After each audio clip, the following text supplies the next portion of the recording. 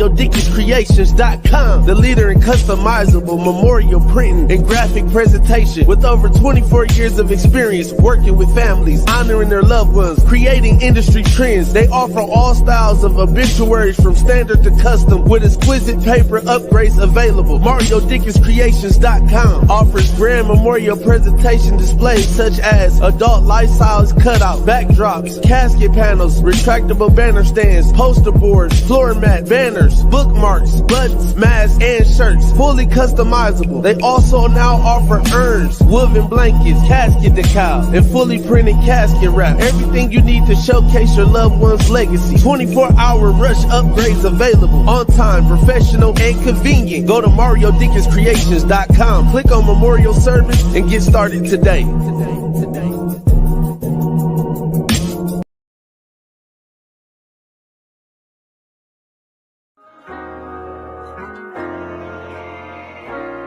I know that they didn't want me here, but now I'm going dumb. Know they think I got some love to spare, but I ain't showing none. All I did was pray that they would hear me, now I'm glowing up. Thought they hold me down, they disappeared. D-Rock's gonna get on this stage and give us everything he got, so we need to give him everything we got. Because that's all he asks. That's all he asks. Give yourselves one more round of applause for coming out tonight. And without further ado, I would like to introduce you. Stand on your feet for me, please, as I introduce Milwaukee's own Mr. D-Rock!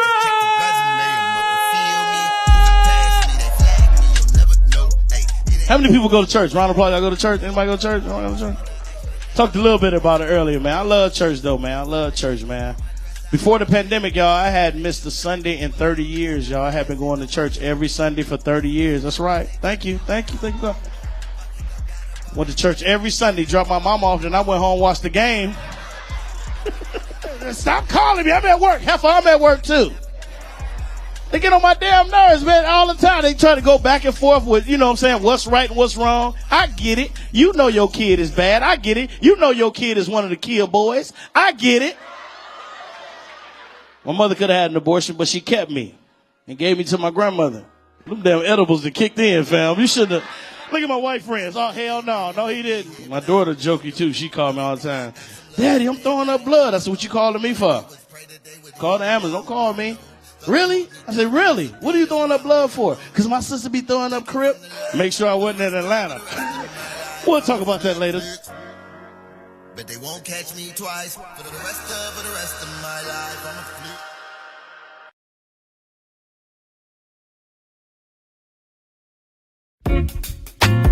I've been sipping on ricotta, gon' pop me a bottle, pour me up a drink, yeah. She been sipping on ricotta, gon' pour her a bottle, pour her up a drink, pour us up a drink, a ricotta. We gon' have a drink, a ricotta. Everybody drinking, ricotta. Get you some ricotta. Oh, I've been sipping on ricotta. I've been sipping on ricotta. I've been sipping on ricotta. Ricotta or more. Drink like a boss.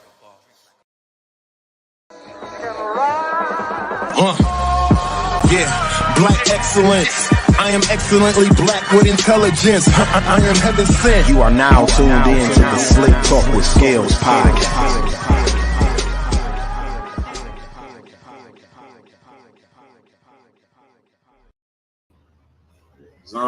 Mic check. Mic check. 1 2 1 2. Can y'all hear me and shit? I'm cracking out there in TV land. What's popping with y'all? We're here. Here, Gucci. Gucci Man LaFleur. We're live. All right. Well, what's popping? We are back. This is episode 151 of the Slicktalk with Scales podcast. 151 episodes, you know what I'm saying? In the tub, you feel me? It's Tuesday, you know what I mean? It's July 20. I don't know what the fuck the day is. Man, 26, July 26. It's almost August. It's Leo season. Man, they let you punk ass Leos in the door. Big Leo shit going on, you feel me?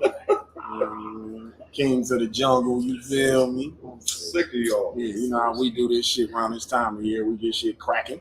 You know, So like I said, man. You know, the mother of my children is in town. Oh yeah, she's one of those too. You Yeah. know, and she's part of the flock. Yeah, you feel me? She part of the herd. You dig? So yeah, on that note, man, shout out to all the Leos celebrating this season. It's our season. You know what I'm saying? Big Leo shit going on. This is episode 151 of the Slicktalk with Scales podcast. Shout out to everybody tuned in. If you on Facebook, YouTube, Twitter, everywhere you can tap in with us at. My YouTube people, you know what the fuck going on. Please share this shit because you can share shit on YouTube now. So please share this shit everywhere that you can. Hit that like, subscribe, notification button so you get notifications about what we got popping over here. You can keep up with what's going on Slicktalk with Scales. And if you watch it live, comment. Comment, yeah. We talk to our fans. We talk to everybody. So just comment. Talk to us. Holla back, youngin. Talk to us. Talk to us, we talk back. You know what I'm saying? As long as you talking nice. No, we might talk back if you troll us too. Yeah. Does that mean you was watching? I like trolling. You gave us a view. So numbers. Fuck. Numbers. Keep trolling, goddamn. As far as I'm concerned, it's views. Right. That's all I'm concerned with. You feel me? I ain't concerned with no Twitter fingers. That can't do shit to nobody over here. You dig? So, yeah, on that note, man, we're going to keep it moving. Holding it down with me as we do every motherfucking episode is my dog, Don. Say what up to the people. What up? No, he just been hitting y'all with the what up lately. No more screen names? Well, you know, I upgraded my system. So, you know. We retiring those. I don't know if we're retiring. I might bring it back. But, you know, for now, just what up, bro? So today, man, we got a special guest in the building. He pulled up on us at the last location we was at. We was at the Sherman Phoenix still. He pulled up on us when we was there. But since the last time we seen him, you know, I'm at the crib chilling one night. And, you know, I watch Tubi. You know what I'm saying? I watch me some Tubi. You know, I watch my ghetto movies on there, my throwback movies. Yeah. You know what I mean? My stand-ups. They got, you know, Tubi got some shit on there. You know what I mean? So going through the Tubi, and as I'm brushing past the thing, the little screenshot, or you know what I mean, it come across and it say D-Rock, don't bet me. You know what I'm saying? I'm like, D-Rock, you know what I'm saying? So I click on the shit, I watch the shit. About an hour later, I'm crying, laughing, wiping my face and shit. Like this nigga, then it finally hit me for real. Like, fool is on Tubi. Like, I didn't just watch this on YouTube or nothing. This nigga's on Tubi. You know what I'm saying? So he's famous. He's famous. So our guest today is somebody that I know y'all heard a lot of comedians who've been on this platform in these last few weeks. Shout out Dre Love. Shout out B. Jones. Shout out Myron. Shout out Shaw. All the comedians we done tapped in with over the last probably like month. Even Michael J. Curtis, my bad. Can't forget Michael J. Curtis, friend of the show. Can't forget Michael J., our brother. All praise this dude that we got coming to sit here. You know what I mean? They all give him his flowers. They think he's too humble for what he's accomplished and how he influences them to do what they doing. You know what I'm saying? So get it together. Yeah. Oh yeah. We you know, we're gonna come sitting right here. You know how we do, motherfucker, when we sitting right here. So on that note, man, we got the comedian himself. Damn. Goat. We gonna put goat on it.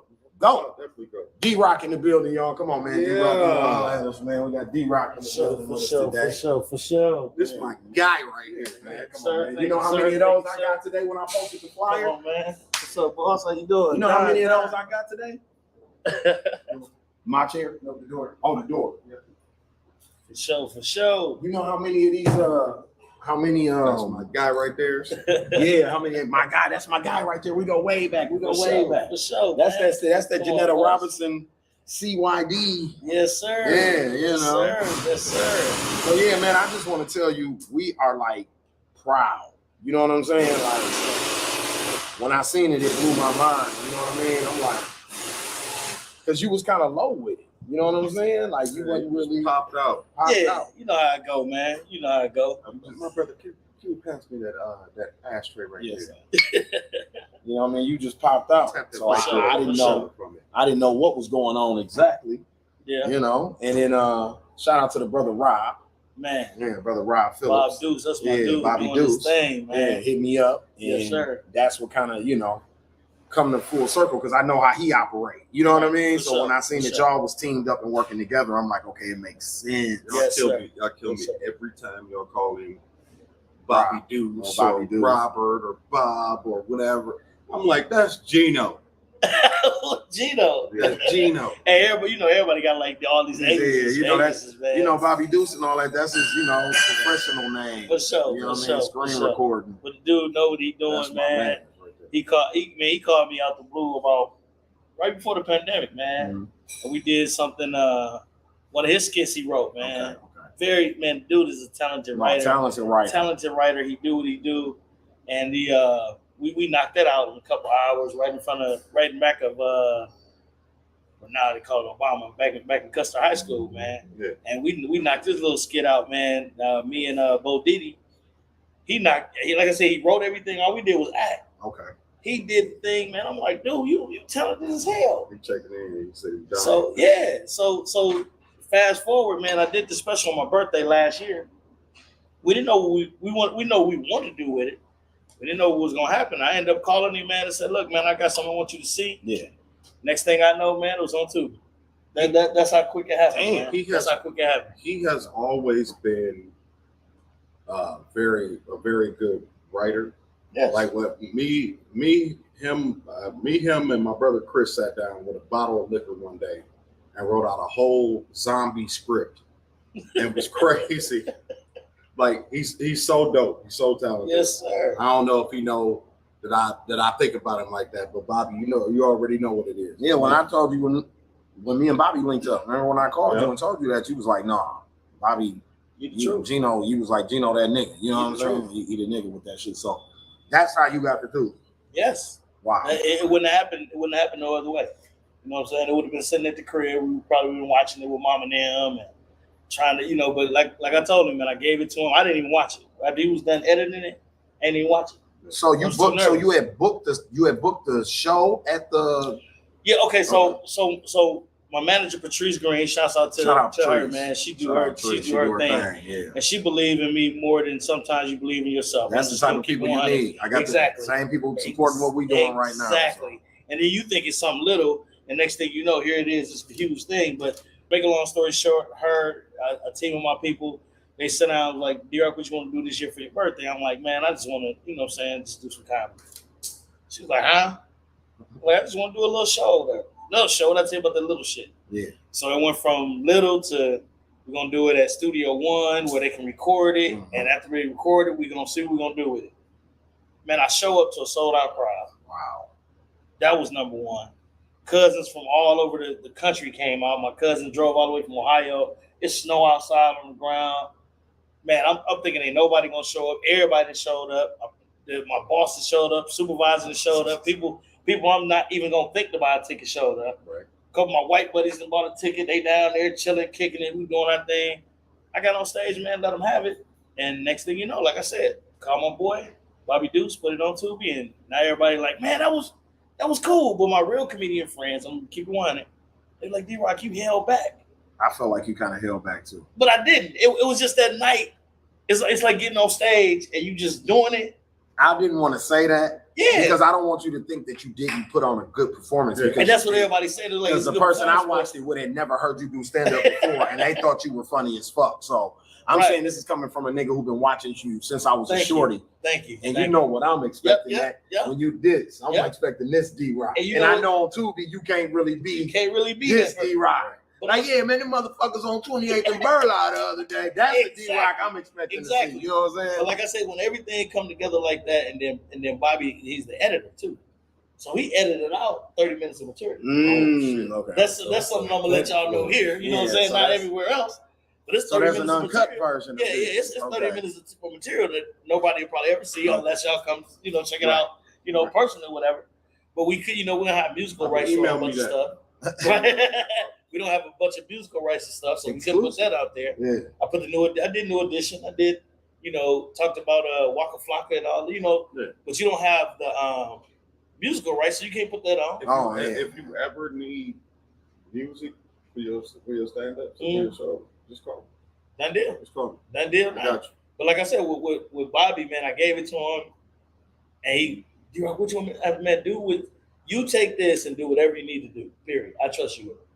And from then on, man, like I said, it is what it is. I'm getting good reviews from a lot of people that never knew me. For those who don't know, and if you do good. know, Tubi is on every smart television that's sold. It's not a smart television that's sold. It's free. It's free. You can download it for free. Everything that you watch on there is free. And there's a lot of stuff that you might want to go on there after you like and save me in your bookmark. Don't ban me. After you do that, then you can go watch the other stuff, man. There's a lot of stuff on there, man, that I like you said, I go back and watch a lot of that stuff. Apollo. Oh yeah, got a lot of classics Apollo, on there. A lot of classics on there. Movies like Janky Promoters and Man, shit. That's where you all can that's find on it there, at. right. Them type of movies like that. You know what I'm saying? So yeah, so trying to stay on there as long as possible, and if everybody keep watching, if everybody keep sharing, that's the biggest thing. And I love that little quote on TikTok. I think it's TikTok, where it said, "Man, why you ain't made it yet? Because you ain't shared me." Yeah. Why you ain't shared me yet? You know what I'm saying? So that like hit a point with me, and I'm trying to take that to another level too. Showing love is free. Yeah, showing love is free, Absolutely. man. You know, and I tell people all the time, even if you don't like me, even if you don't like it anyway. How many times you done watched a foul movie, man, and it turned out to be something huge and bigger than what it was? So that's what I need everybody to do. Contact 10, 15 people that you don't even know, that's not in the city, that is in the city, don't matter, and just tell them to watch it. Tell them to watch it, like it, and let's see what happens. You know what I'm saying? Let's make something go with it. That's what's up, man. Like, you hosted any variety shows later? No, you crazy. Listen, let me tell you something. That was huge, and a lot of people missed it. I'm not playing. Man, that was huge. So Don did. I keep saying Don did, but it was a thing called what No Jokes and Hope. No Jokes and Hope, in the parking lot of Northridge. Yeah. And that was, when I say huge, they set up stages and man, it was huge, and nobody came. Nobody came. I had my own trailer for 3 days. It was raining. I'm in there like big time, man. But it was off the chain. Dude won a car. White dude won a car. Nobody came to this show, man. And that was you, man. So did Tiny C won a car too. Okay, I know. Okay. Because he got first, and then which got him the car, and then Magic Fingers got second. Yeah. But Tiny C won the raffle. Okay. So we gave out 2 cars. 2 cars, man. 2 cars. 2 cars, $7,500. And everybody showed up, man. Yeah. So it was huge, man. So since your special is called "Don't Ban Me," don't ban me. what that mean? Man, that's my point of view, man. Don't ban what I say, man. Please don't take me too serious. Don't take me too serious. Because that was one of the things I had on here was censoring comedians. What do you think about that? Because that's the thing. I think not only comedians. I think censoring anybody, man. It's your point of view. You don't have to like it. It's your point of view, man. It's a freedom of speech. I thought we had that, right? I thought it was in the Constitution. It's a lot of shit that I'm finding out that we don't have rights. We don't have rights. KKK got away with it forever, though. Yeah. Right. You can say KKK and you can't say the N-word. Yeah. That's crazy, and that's something big. That's something huge with me. A lot of people's like, what about your gay cousin? Did he get mad? No, because he know he gay. Yeah, exactly. You know what I'm saying? A lot of people think I talk about gays. No, I'm talking about my gay cousin. And that was a big thing. I wanted to make sure. Thank you, man. I want to make sure everybody. And I watched it with Michael J. Curtis, who was gay, and he was crying laughing. Man, and that's my little bro too. Yeah, you know I know that. And he, you know, we go to shows all over the country. We talk about this gay thing and blah blah blah, this and that. But my point is, don't ban me for what my point of view is. You know what I'm saying? I love my mom. I love my church, the whole nine, man. But when I went to church, man, I had thoughts. I'm like, hold on, man, is y'all keeping it real or y'all just telling me what somebody else told y'all? Does that influence how you write? Yes, seriously. I mean, from just being told one thing and then you find out later on that wasn't even the truth. I ain't even talking about religion. I'm just talking about in general. Yeah, in general. In general, things that happen. You know what I'm saying? Like, this person did this to you. No, that person didn't. You know what I'm saying? That person might have did that to you. They ain't never did nothing wrong to me. You know what I'm saying? So that led me to think, and I'm not saying nothing about religion, but again, don't ban me for what I say. When it comes to religion, I studied some things with the Muslims, with a Nation of Islam. You know what I'm saying? I was at a Catholic school my whole year, like me, bro. My life. And then I'm going to Baptist and y'all fighting against each other. My mother was a Black Panther evangelist. I don't even know that went to the mosque. Nigga used to go to Founders Day in Chicago every year. That's funny. It's almost 1 million people at that. If you know about Founders Day in Chicago, it's when the Nation of Islam, everybody from across the country come to hear Farrakhan speak. Okay. You get what I'm saying? And they come to that big ass mosque in downtown Chicago. And I used to go to that shit. I'm talking about every year as a kid, bro, for like 10 years. But she's an evangelist. But she's an evangelist too, though. We going to church on Sunday too, though. You see what I'm saying? So she marched with, she fed babies in Oakland, California when I was before I was born with a Afeni Shakur and the Panthers and Huey Newton them and shit. But she's a minister too at the same time. Like, wait, what's going on? And a school teacher. Put all that in there. Right, exactly. And certain things in school, you're not supposed to be teaching. But if you don't teach it in religion, it's so wait, what I figured out about moms was she was gonna get all the information. So that's how I am. I'm a lot like you. Whatever religion I come across, I study it. Don't mean that I'm practicing this religion, but I do want to know how it started, what's its foundation, what's its principles, what it comes from, how close it is to Judaism, because I feel like that's the original shit. So whatever's closest to that, like if your religion is close to that, then I give it some value. If it's not really close to that, then I honor it because it's a religion, but I might not give it that much value because it's not that close to what I think is the real deal thing. I forgot who I was listening to. I was listening to a pastor or something. Might have been a pastor, might have been somebody, I don't know, some event I went to. When dude said, I'm more spiritual than anything, I said, no, that's me. I want to treat everybody the same. Yeah. Everybody need to be treated good. You know what I'm saying? Until they do me bad. You know what I'm saying? And then in that case, you still got to treat them with some form of respect. So I don't get into this religion thing. I don't even when it's on the application now. I just did one a month ago. I'm like, no, I'm spiritual. Yeah. You know what I'm saying? Because I want everybody to understand that I don't care who you are and what you practice. You're a human being first. Yeah. You know, whether it's a kid, that's how I get to the kids, man. I treat them with love. Kids be so mad and so upset with somebody that did them wrong. I ain't do nothing to you, bro. Come here, I love you. That's how you get to them. You show people love. You know what I'm saying? Not no gay love, not no straight love, not no bullshit love. Some real, genuine love. And that's spiritual to me. Right. You know what I'm saying? So that's why I say, don't ban me, man. Don't get mad at what I say. What you think of, speaking of churches, did you see the pastor in Brooklyn that got robbed? See what I'm saying? Did you see him fighting in the sanctuary? You know what I'm saying? No, not him. Nothing's going on. Dude walked past one of the deacons, and they get to fight in the church. Yeah. So it's like things that supposed to be sacred ain't sacred. Where did that happen at? I think that happened in Detroit. Yeah, in Detroit. The fight. Sometimes when it's time to slide, you gotta slide. The pastor in Brooklyn, I think he might have set that robbery up himself. Yeah. You think that's definitely insurance. It's definitely insurance. That shit looks stacked. It's definitely insurance. 400,000 worth of jewelry, nigga. Right. I was looking at you. That was jewelry. So that's an insurance. That lets you know the price too high. That's an insurance scam, right? Yeah, everything that look right ain't right. That's all I'm saying. So. Yeah, wow. Man, I sit back and I just watch people, man. I watch people. I watch their spirit. Watch how they move. How long you been doing comedy? Too long, man, but not long enough. I'm just gonna keep it on it. Your pops used to hire us, man. You know I know. Your pops used to hire me. Matter of fact, every year when he did his concert, it was me, Chastity Washington, and Marlon Hill. Facts. He made sure we was on the show, and he made sure we got. Which I'll be with him this weekend, Thursday, Friday, Saturday. Tell you about that in a minute. Okay. But he made sure we got paid. He made sure we was cool. He made sure we was, your father the one first told me about a writer. I ain't know nothing about no writer. What do you need to come? I'm like, what you mean? I got my own ride. No. When you get there, what you need? You need cold water, hot water, room temperature water. I'm like, give me water with a lemon then. Let's go bougie with it. You know what I'm saying? Yeah. And it was there. But I always treated him with forms of respect. But my comedy career actually started with Damon Williams. A lot of people don't know who Damon Williams is. From Chicago, yeah, I know who Damon Williams is. Hilarious. Used to do Funny First Sundays for Lena at the Comedy Sports show. Before that, if y'all go back, Tubi, go watch him on Apollo. Mm-hmm. He hosted the Apollo right before Steve Harvey. Mm-hmm. Right around that Steve Harvey time. Kind of looked like Damon Wayans a little bit. Looked like he could be a Wayans brother. There you go. Yeah. Real cool cat. Okay. Just that pastor not about to have a gun to his baby face and have his family traumatized. You sound foolish.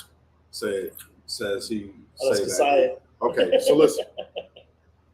For the money, niggas will do anything. Man, I want you to understand that niggas will do anything for the money. I'm not debating. I mean, she can have her opinion how she feel. I watched the video, and I'm from the streets. I'm not stupid, so Right. I know some shit. If it's staged, If it looks staged, it's staged. Why is your insurance claim $400,000, boy? Right. Come on, man. I'm You from the own streets. We scam. $400,000 I'm with scammers every day. You're not finna pull that on me. I don't give a fuck if you are under the claw. Big swindle game. You ain't finna finesse me. I'm a finesser. You can't finesse a finesser. That's all I'm saying. And it's I'm a crazy. finesser. What cloth are you under? Yeah. That cloth ain't real clean. All the damn. Man, that cloth ain't. Everybody that get married in the white dress don't mean they were spirit. Come on up out of here, man. So I don't know. yeah, I put it at eyes value. Yeah, you know what I mean? Everybody got their opinion. Yeah, that's her opinion, man. No problem. No disagreement with it. You feel how you feel, but speaking of local comedians, what do you think about the local comedic scene? Don't ban me. Okay. Here it comes. Here it comes. A lot of these cats, man, I've been to a lot of these shows, man. A lot of people paying $30, $40 for these cats, and they not funny. woo, They not funny. woo. They're not funny. Now, what is funny? Right? Funny, I found out that comedy simply is your perspective. Okay? It's totally objective. So who you think is the funniest person in America, I might not think so. Now I got a different view. You know what I'm saying? But I'm going to these comedy shows. I'm sitting in the back and buying a ticket. Show's supposed to start at 7 o'clock. Here it is, 11. Y'all come out. Y'all not funny. Y'all done robbed them. Yeah. And then when I put a show out, they like, I don't know if I'm gonna come. Dog, come on, man. I don't know if I'm buying a ticket. So that's why it's kind of funny to do a comedy show. I just did a Father's Day show, man. I knew I was taking a hit because, first of all, fathers ain't respected. That's the worst holiday in America. You know what I'm saying? I'm just gonna keep it 100. Nobody, and it needs to be one of the top ones. You know what I'm saying? Right there under Mother's Day, real talk. But nobody came to the comedy show. Everybody told me, "Oh man, damn, you know what? I was gonna come, but Juneteenth Day, really? That's why I did it the day before." So my point is, these cats doing shows, and I'm not knocking them, but man, study what you're doing. Don't get on stage one time and go to the open mic and think you're funny, and then tomorrow you the hottest comic in Milwaukee. And what is that saying? What is that? Milwaukee's that big. And then these comedians out here, do your history. Who was the first comedian in Milwaukee? You don't know nothing about Carl Strong. You don't know nothing about Chris Barnes. You don't know nothing about Marlon Hill. And then they try to shit on them and then not know their history. Oh, man, they got to know that shit. I'm funny. Okay, well, go be clean in front of this church. Or go to this old folks home and do something for grandpa and them. And then go to the school and flip script. Or then go to, it's easy to get up and cuss in front of every damn body. That's easy. But can you go to the old folks home and make them folks laugh? And then flip it and go to your mom's church and make them folks laugh? People that you don't know now. Yeah, it's easy to walk around the barbershop and make them niggas laugh. Because they, halfway like you or don't like you anyway. But some of these cats ain't funny, man. Yeah. They ain't funny. And the ones that feel it, and the ones that feel me saying it, oh, he talking about me? Yeah, you. The messy, yeah, you. The messy in me want to go who, but I ain't gonna do that. No, we ain't gotta do no, we ain't gotta go who because it's they know who, like you said. I do it with DJs. I'm not a DJ, but I will tell you. But it's all the perspective. The key part of what I got out of his whole thing he just said is that they know who he talking to. They know they not. That's funny. Just like when we talk about podcasts on here. We don't name no names. Yeah, they know who I'm talking to. You know what I'm saying? You know, it's like what Tupac told Puff on that song. You and I know what's going on. Period. He was talking to Puff like you say what you want to in an interview, but you and I know what's going on. They know what's happening. They know what's happening. They know the ones that can't go to a church and make people laugh, or go to a clean show and make them laugh, or go anywhere. I'm a comedian. You call me and you say comedy, I'm coming and I'm making you laugh. Whether it's a backyard party in front of a judge and his daughters and them, or a whole bunch of white folks in Brookfield, I'm gonna make you laugh. And if I don't, I give you your money back. Yeah. That's how I am. But these cats out here calling themselves funny, and I'm not saying just because they own whatever platform you own. I just see some platforms as funny as hell. D-Rock, why you ain't doing that? Because that's not my lane. Yeah. That's not how I get to Chicago. Yeah. You get to Chicago, you go through the tolls. I don't. I go to the back road. That's where I go. Is it right or wrong? It ain't right or wrong, nigga. That's just the way I go. It's just different. I talk about that. I'm not no better than you. Yeah. You not no better than me. We just different. Mm-hmm. You know what I'm saying? There's some people that's gonna follow me, that's gonna love me. There's people that's gonna hate me. I'm not, that ain't the mosquito. That ain't what I'm trying to do. But some of these cats ain't funny, man. They just not. And it's not only in Milwaukee. It's Chicago. It's the Midwest. It's some cats in LA right now, man. We went to a comedy spot. Laugh Factory. Went to Laugh Factory. I couldn't get on. That was before Tubi though. I couldn't get on, right? These cats go up in front of our senior hall. Senior hall sitting like right there. These cats go up, man, and swear that they killing it. Our senior hall sitting there the whole time like this. And I'm thinking, damn, man, let me get up. I know I can make dude laugh. I know I can make dude laugh with just my little, give me 3 minutes. These cats getting up there doing 7 minutes of garbage. Or stuff you'd heard before. You know what I'm saying? Like, oh, that's stolen. I don't know who you stole it from, but it's stolen. I can understand that, Yeah, man, some of these cats know they ain't funny, man. I ain't got to name no names. Does Instagram and TikTok make it like instant noodles? Like you can do a funny skit and now all of a sudden you're a comedian? Like, yeah and no. Yeah and no. Bobby Deuce, him and the skit that he wrote with me and Bo Diddy. Funny as hell. But we don't have 1 million views. I don't even think it's up to 2K. But the other cats, my little brothers and them, they do that shit and they instantly go. You know what I'm saying? So they just I'm not knocking it last week. Shit, right. I'm not knocking it. All my little brothers, man, they know I love them, man. All of them. Myron, B. Jones, all my little brothers, they know I love them, man. They can get in front of crowds and be funny. Mm-hmm. I've seen them. You know what I'm saying? Myron got to take his shirt off and run around like Tupac. Mm-hmm. You know what I'm saying? But it's been a show that, it's been a show that he got up and he like, oh, D-Rock, I don't know what's wrong with them. No, nigga, ain't them. It was you, nigga. Come off that cocky roll. Yeah. Bring it down a little bit. You can't call it. I'm talking about B. Jones. He know I love the way he come back at me. B. Jones called a woman 18 bitches. He called her 18 bitches, right? After he called all these bitches, he said, okay, 19, 20 bitches. Okay, now tell your joke because you're still not funny. And he was like, okay then, bitch, whatever. Yeah. That's all he can respond with. And then he wasn't be able to perform that no more because the lady that he was calling the bitch was the owner's aunt. So the next week he couldn't go up. You know what I'm saying? But not saying he ain't funny, but he'll go to Atlanta. He'll get on any stage he wants to because he got that familiarity of what platform that he took and flipped it. You know what I'm saying? It's plenty of people out here trying to do what he do. Mm-hmm. I'm not trying to do what he do because that's your lane. You doing what you're doing. You getting your views. You getting booked, making your money. That's cool. But it's places that certain comics can't do. Don't be mad at me. That's just fact. Ain't bombing like a rite of passage? Like you gotta bomb us. You gotta stick up a joint. Yeah and no. Yeah and no. You hear comedians, you ain't funny or you ain't real unless you get booed. I got booed twice. One in Chicago because I tried to be like them. I tried to be like them Chicago niggas. That's why I got booed. The second time I got booed, it was in LA trying to do what they do in LA. So you don't learn to just do you. Be me. Yeah. Because they're going to buy me or they not. You know what I'm saying? So once I was me, it works. You know what I'm saying? I done seen comedians get scared going behind me and some other comedians. Mm-hmm. You know what I'm saying? I was with Marcus Combs, God rest in peace, Marcus Combs.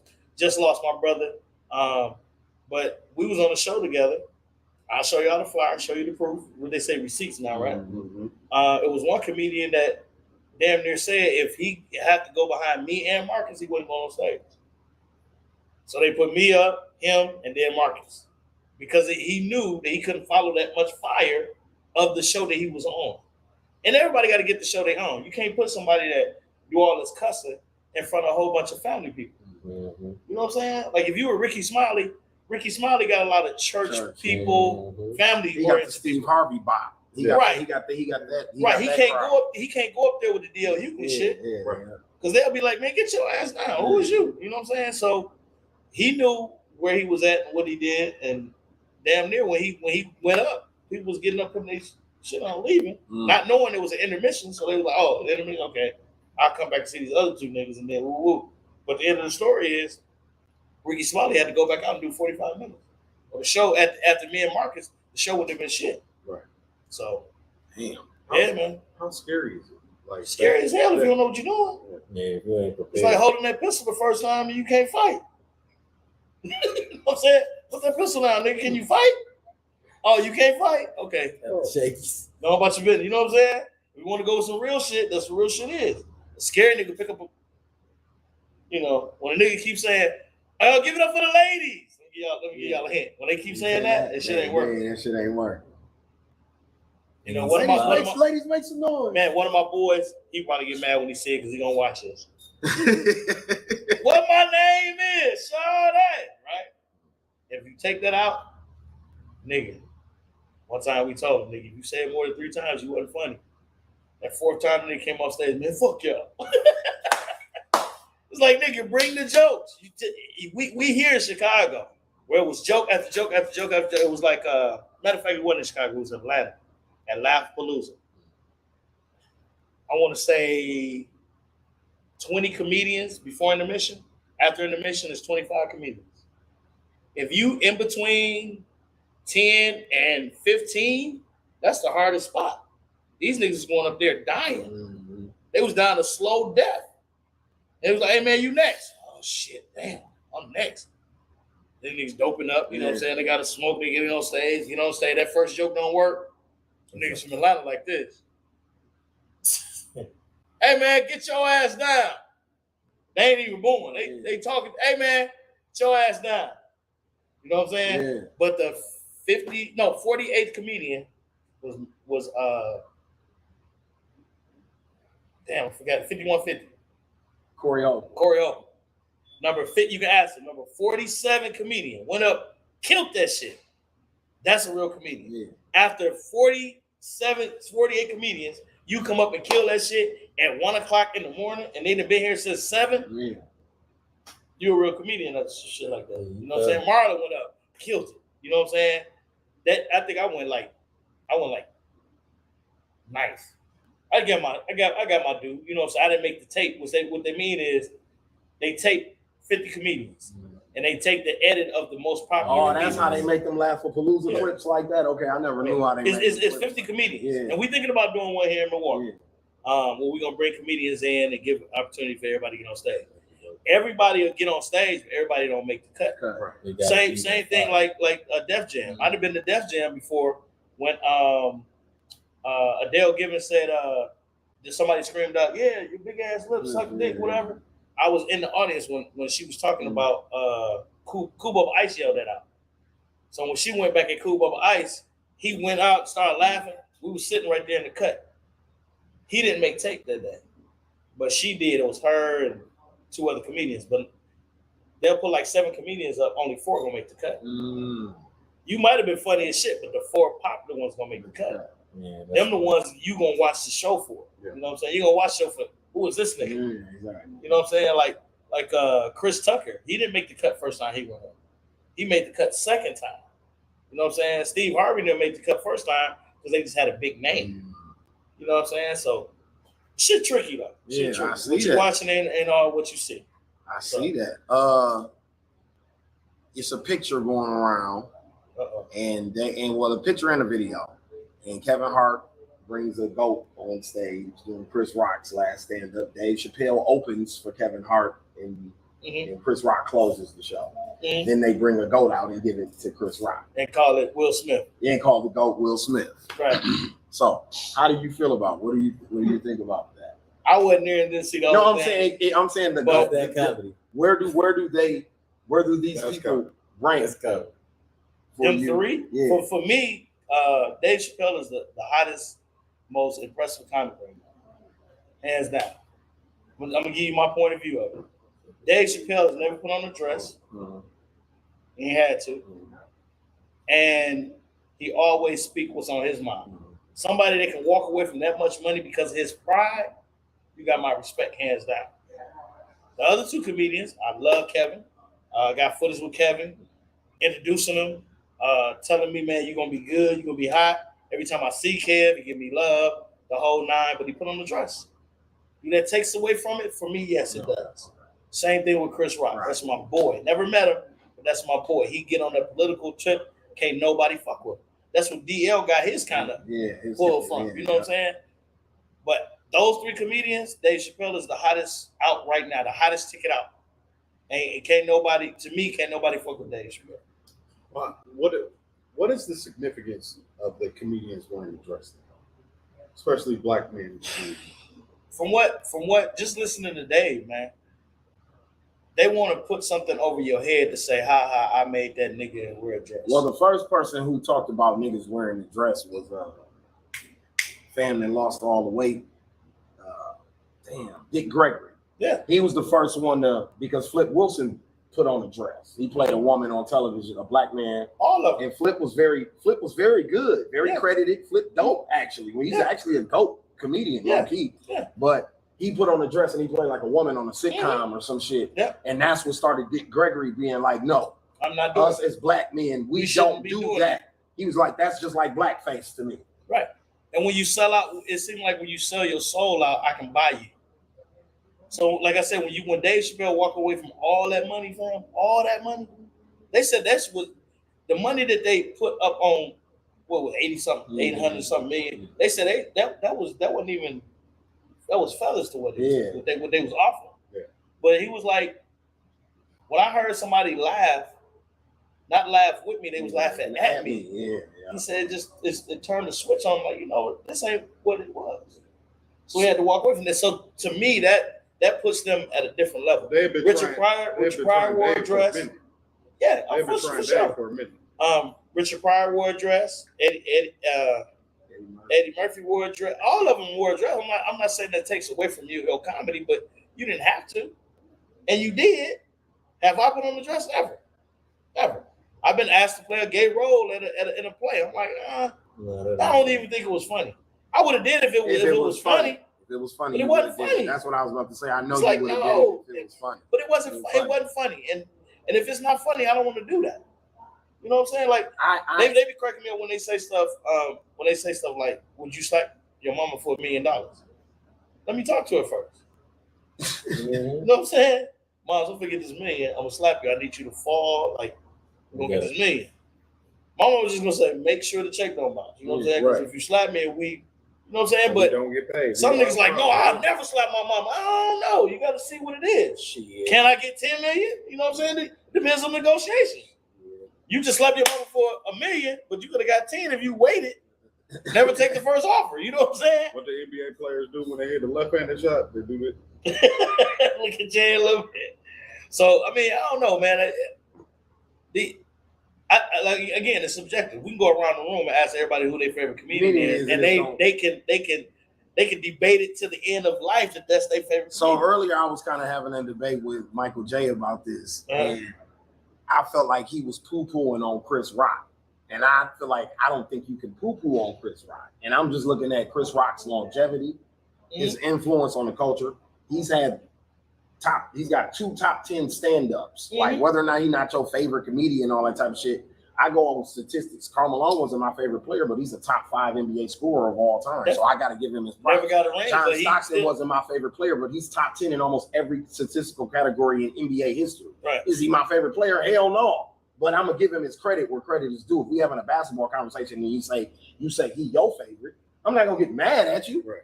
The stats don't, the numbers don't lie. Right. You get what I'm saying? saying? My favorite. It ain't just about who my favorite is, but I just think Chris Rock, as far as like black comedians go, he's walked the gauntlet. Like he did everything that you're supposed to do. To me, he's Saturday Night Live. He had a run on there. That's Chris Rock. To me, the Eddie Murphy model. He followed the Eddie Murphy model to the blueprint as close as you can follow it. And he got a bag right now. He did like, something that Eddie Murphy. He did something that Eddie Murphy never did. He wrote a whole sitcom. Sitcom, exactly. See, everybody don't know and understand. Everybody hates Chris was the shit. No, that was the shit, bro. It was the shit. And the reason why he wrote that was just because, like, I follow him. I study comedy like everybody else study what they love, right? Thanks. But he wrote Everybody hates Chris because everybody. What was the other one? Everybody loves Raymond. Raymond. Yeah. So the network shitted on him. Yeah. Was like, nah, we ain't NBC first. They were like, man, we don't like that shit. Nobody gonna laugh at that shit. And Fox picked so it that's up. when, and then it became a hit, and they had to get rid of that shit because it was so hot. Yeah. But when you write for other people and make that shit funny, man, come on, dog. You can't. I mean, and he making everybody laugh. It wasn't just for black people. No, it was for everybody. It was for everybody, and it was funny. All ages too. But when you look at everybody loves Raymond, everybody hates Chris. As far as the stats, it's fucked up. Yeah. But it was a funnier show. You know what I'm saying? Eddie Murphy never did that. No, Eddie Murphy never had a sitcom. So you can't get mad at him because of what he did. He did, exactly. You know what I'm saying? So everybody's great in their own. Like I said, when you pick yours, you better be on the debate. You better know what you're talking about when you fuck with me. So who your top 5 dead or alive, man? That's my next question. Man. Woo. Look, you like how long we got, huh? Nah, no. He's top 5. I gotta go to my Jacob list. said Eddie Murphy had the PJs, but I don't think Eddie Murphy wrote the PJs. No. He didn't write the PJs. And to me, it wasn't a sitcom. That was easy to write cartoon stuff. And how many seasons did it go? Come on, Killer Brew. It went about 3. I see you. It went about 3 because it's on Tubi. It's right next to you on my Tubi thing. Swear to God, it's right next to you. I like the PJs. I fuck with Eddie. I'm an Eddie Murphy fan, so you ain't gonna find too much shit of his that I shit on. For sure. Oh no, Eddie Murphy's one of the goats. I feel like SNL makes it makes their cast members turn into dope ass writers. Yeah, because Tracy Morgan. Even you see what I'm saying? Like niggas be you right. Even Keenan. Yeah, Keenan. A lot of people don't think Keenan was man. The boy is cold with that pen. Keenan's sick. You know what I'm saying? Like Keenan write the 5 heartbeats, nigga. He don't even sing or nothing. He wrote the fucking 5 heartbeats. And it's dope. Like you can watch that forever. Yeah, that's a classic. Like that movie never going away. People gonna be watching that shit after we gone. You know what I'm saying? Like that movie is gonna be around forever. So when it comes to the 5 top comedians, I think on stage. Now I'm not talking about nothing else. On stage is totally different. I'm talking about on stage. On stage. On stage is the proving ground. To me, right now, my top 5 is first of all Dave Chappelle. Mm-hmm. I put him over anybody. I'll pay $300 to go see a ticket to be in the spot. The other one is Bill Burr. I'm gonna tell y'all something. Bill Burr, that white dude. F is for Family. That white Bill Burr is the cartoon F is for Family on Netflix. That's Bill Burr's life story about how he grew up and all that shit funny. And they can get on, and it don't. You can tell it's not scripted. Right. They can just get on and just start talking. Like Dave Chappelle said, "Man, I write jokes backwards." Nigga, that's the funniest. I have never heard nothing like that before. And I kissed the bitch in the pussy. He started out with the punchline, then go into a whole nother scenario, then hit you with the punchline. He told you what it was. Come on, dog. That's funny as shit. Like, you can't get rid of that. Eddie Murphy. The reason why I love Eddie Murphy on stage is because he flips it so much that you never know where he's going. And then you with him and you like, damn, did he just do that? You know what I'm saying? It's like magic. I got to say Richard Pryor. The reason why I say Richard Pryor is because I don't know if y'all seen Sunset Strip. Yes, the sir. one with the red suit. Hell yeah. They said he taped that 2 nights. Mm-hmm. The first night he taped it, it was horrible. He wasn't high, he wasn't sober, right? He told him, man, this is the worst show I ever had in my life. Please don't come back tomorrow and y'all will see. And then he came back with the legendary Sunset Strip. The last one is the late, great Bernie Mac. Bernie Mac, absolutely. You can't. That dude, nobody wanted to follow him. When they talk about kings of comedy, nobody wanted to follow him. You know what I'm saying? But then there's greats that I always mention, you know, the Robin Harris. Yeah, I brought up Robin Harris from my Robin Harris, but can Robin Harris mess with one of those 5? Yeah. But he was a part of the crew, though. Oh, he's a part. He was in Harlem Nights. He was a part of the crew, and he was on his way. When you get somebody like Bebe's kids, he was on his way, fam. He came out the gate with Bebe's kids out the gun, like this is my first joint. Then he died. He died in the middle of them making the movie, my nigga. He died. So that ended, bro. He was on his way. What's crazy? House party, Bebe's kids, bro. He was on his way. Nigga. Him and Bernie Mac are so alike. No, they so much alike. Think about Bernie Mac. The reason Robin Harris is the reason why I love Bernie. Right. No bullshit. His cadence. Yep. When he talks to you, first of all, you better watch the fuck he's talking about. I'm talking about my goddamn kids and shit, baby kid. When he do that, that's him. That's him all day. That's Robin Harris. Robin Harris made Spike Lee laugh off script. Spike Lee said he told him to stop, man. Stop. What you mean stop, motherfucker? You better keep that goddamn camera roll. That was Robin Harris. That, you know what I'm saying? So Sweet that was the Remember do the right thing. That's what eat a whole lot of donut, you crack motherfucker. You know that? That's sitting there joning with your 3 crazy uncles. You know what I'm saying? But I mean, comedy, like I said, comedy is so subjective. I've been on stage and watched people look at Mike Epps and did not laugh. And I'm saying, like, why the fuck they not laughing? Because they waiting for who they came to see. It ain't that he wasn't funny. I'm just not here to see you. You know what I'm saying? Carlos Miller, funny. Those we brought up Carlos last show. Funny. Carlos is funny. Not to take nothing from them, but ask them who their favorites are. You know what I'm saying? I can go on and on. You know what I'm saying? A lot of people didn't like the African King of Comedy when he first came out. Blackson. A lot of people didn't like Michael Blackson. I think Blackson is funnier in scripted. Like when he's in a movie, when they use his character in like a movie or what he doing like a skit. To me, he better at that than stand up. His stand up ain't bad. I think his stand up is like a B-C level, but I think he at A level when you plug him in a movie. Exactly. Like when you find somewhere to use him in a movie, he gold. Exactly. But it's you know what I'm saying? Mike Epps is good at that too. Like at How High, how they use him for them few minutes, and How High he came out with the pimp slap with the powder and shit. Mike Epps is good for them little cameo plug-ins right quick. But I'm gonna tell you, when you catch a D. Ray Davis on his night, or Corey Holcomb on his night, D-Ray last night. These cats will make you'll be sober or high. Sit back like because I like Leon Rogers. That Chicago shit is just different. It's a wave of them niggas from Chicago. Because Sean Morgan was dope. It's a wave of them Chicago niggas that's just, it's something just different. And DC got a pack of them niggas like that too, because the nigga Earthquake is sick. You know what I'm saying? Earthquake is Martin Lawrence and Dave Chappelle and them go. And they look up to Earthquake. And see, people look at that's crazy, dog. Earthquake funny as a bitch, though, but I never knew that. I just found that out.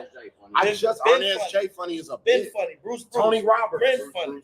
Tony Roberts. Detroit. Bruce is hilarious. But all of these cats, man. Lavelle Crawford funny as a motherfucker. Yes. And we can keep going. It's funny.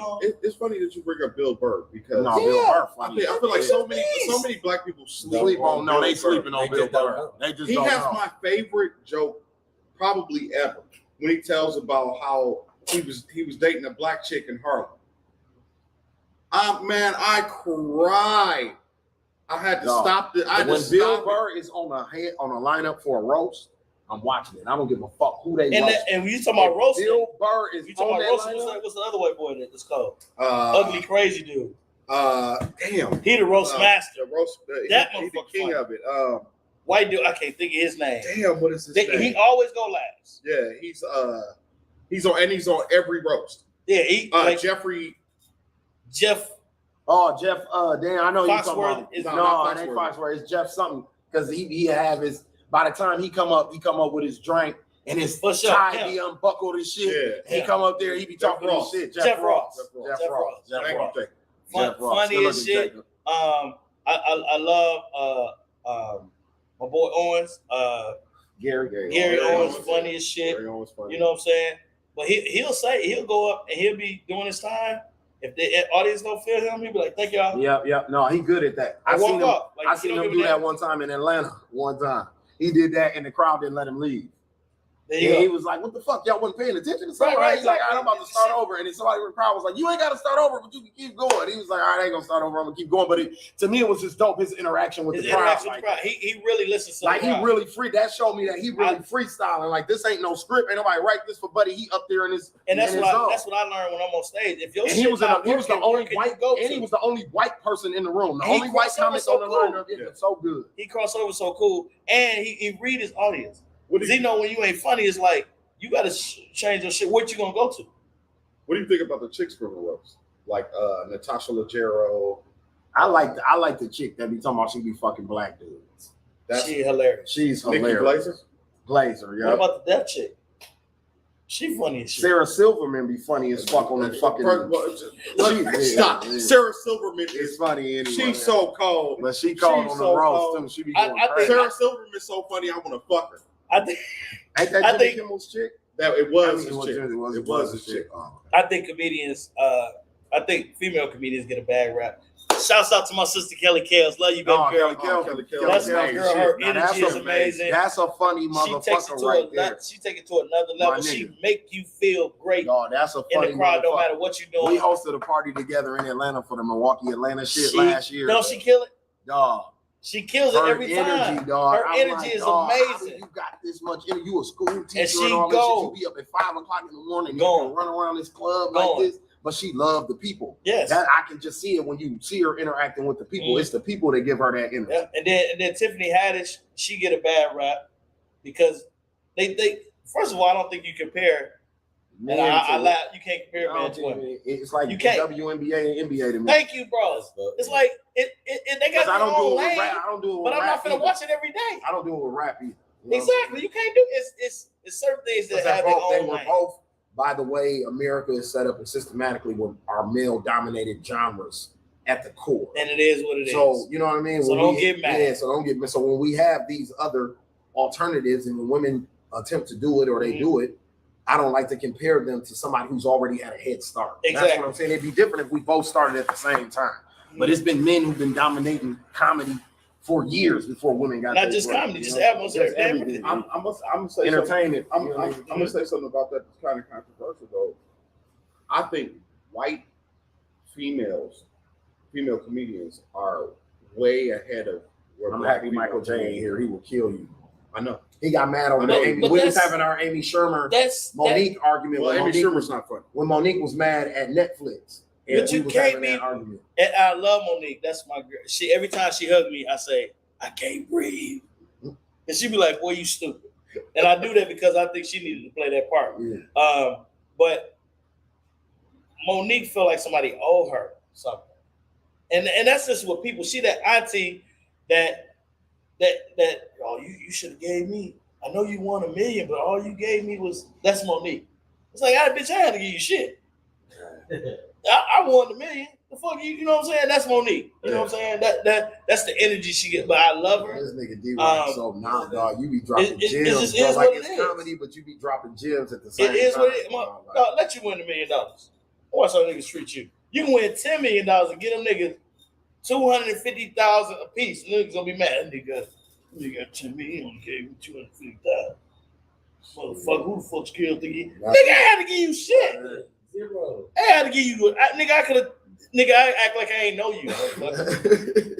But here you mad that I gave you $500,000, nigga. Flip it. You didn't have that yesterday, nigga. Man, do something with it, baby. Man, work. Yeah, exactly. Some people didn't know what to do with the $250, but some people don't. Come on now. But yeah, man. And comedy's so funny, man.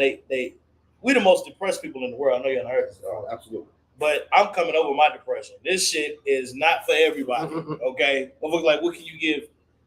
What can you give? Advice to the nigga move. That's my advice I'm gonna give you. Move. Keep your real job, nigga. Everybody asks D-Rock, what else do you do?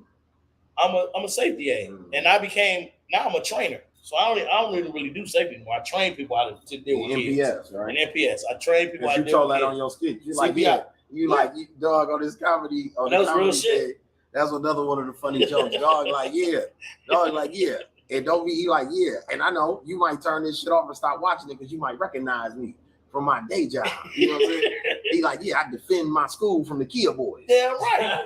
He said, I work at Madison. Right. He said, I work at Madison, whatever. Gave him the address, dog. I had to give him wrong address. They really sued me. Yeah, he gave the wrong address. Yeah, but man, that shit was funny as a bitch. I defend my kids, man, because they so much. Do you know what's crazy? I just came back from a family reunion. I love my family. They know I do, but I'm talking a little bit about it. Why do everybody, adults, always try to stop kids from being kids? Man. Don't run. Put that down. Sit down. Get up. Move around here. Go outside. Come back in here. It's like, damn, you're giving them too many. Let them be just kids. Chill out. We was playing dominoes. Let's focus over here. I don't want to say fuck them kids, but let them kids be who they are right now. They're kids. Let them run around. Right. I remember telling, sit down. Like, dude, just let your kids be kids. When are you gonna give him a yes day? God damn. Let him run around for a little bit. But they get mad because they want to sit in the room and play video games all day. Period. But that's what we're doing with NPS kids. We're giving them too many you gotta do's. Nah, what do you want to do, bro? Ask the kid what they want to do. I'm gonna tell you, I don't know. Because they ain't got no time to think of what they want to do. Make them give you all right, man. I know you don't know what you want to do today, but tomorrow you gotta tell me something you want to do. All right, okay, but we've been told what to do our whole damn life. Right. That's why we're doing what the hell we want to do now. Right. You know what I'm saying? Right. We're doing what the hell we want to do because we've been told what we gonna do every day of your fucking life. Man, I'm rebelling. I'm doing what the hell I want to do. So get the kids a choice, man. That's damn, y'all doing too damn much, man. Speaking of roast, who would you want at your roast? Number one, Gigolo Jackson. Gigolo Jackson. I don't care where we are. First of all, shout out Jig, man, because I performed at 502 last week. And this nigga he had the food truck out there, and that man made me a double cheeseburger with the pepper jack. That nigga named his brats. Yeah. I swear I thought that nigga named his brats. He was going to say he got a double glizzy. No, I ain't get no double glizzy. You know I ain't eat no glizzies at all. But man, I was a non-glizzy situation. Put Jig on my team, and then anybody else. We can roll. Real talk. I'm talking about nationwide, man. But Jig get mad at me because you don't never book me for no show because I can't have you talking about the audience, boss. You can't. You gotta have material. I got material, nigga. No, your material bounces out to people in the audience. You make them feel uncomfortable, they ain't coming back. You know what I'm saying? But a roast, I gotta have Jig. That's my dude, man. I love that answer. That's my nigga. I don't even want no other answer. That's it. I'm taking that answer right yes, there. Sir. What shows you got coming up? This weekend, I'm with Marlon Hill at the Laugh Tap. We're getting ready to do something at the Improv, the Gospel Fest. I'm doing Gospel Fest. I think this Saturday. It's easy. So I know you're watching this. You're not watching it just tonight. You're probably watching it 2 weeks from now. Go to my website. It's that simple. KSOYF. KeepASmileOnYourFace.com. I was gonna ask you. Go there. Go there. It's right there. KeepASmileOnYourFace.com. Again, this is not just about me. Okay. In the next year or two, I'm gonna be looking for other comedians, other funny content. Go to my website. It'll be there for you. You can follow me. You can follow other comedians. You got merch? Yes, sir. I got t-shirts just came out this year. In the car. I got y'all one going. I should have brought them on right now. That would have made sense. Damn, man, I'm so slow, but I did just get off the freeway. I got you for sure. I got y'all. But yeah, man, go to my website, man. That's where I'm at. That's what I do. I'm doing comedy every weekend from now until November, and then I'm doing part 2. For Don't Ban Me Part 2. That's what's up. That's coming out. It's coming out, and it's going to be an interview about why I did what I did and said what I said, and then I'm gonna recap. Because a lot of people say it, like my brother. I love my brother. He's my toughest critic, other than myself. My brother said, "Yeah, man, but you got to some jokes and you just stopped."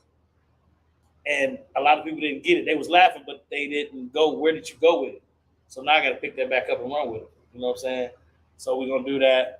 We already talked about it, put it out there. It's going to happen in November. I don't know if it's going to happen on my birthday, but it's going to be there. I need y'all to be there. I need everybody to be there, man. I need you to be there. You to be there. Everybody to be there. Because it's not just about me. I really want everybody to understand the experience was huge. And it was crazy. I'm going to say this too. It was crazy that I was told right before I went out, don't give people individual shout outs. Because y'all want to shout out Homer. Y'all heard Homer in the background. Yeah. I want to shout out C.L. Woodson that was sitting up front. I want to shout out. He was like, don't do that. He was like, because this is going to be bigger than Milwaukee.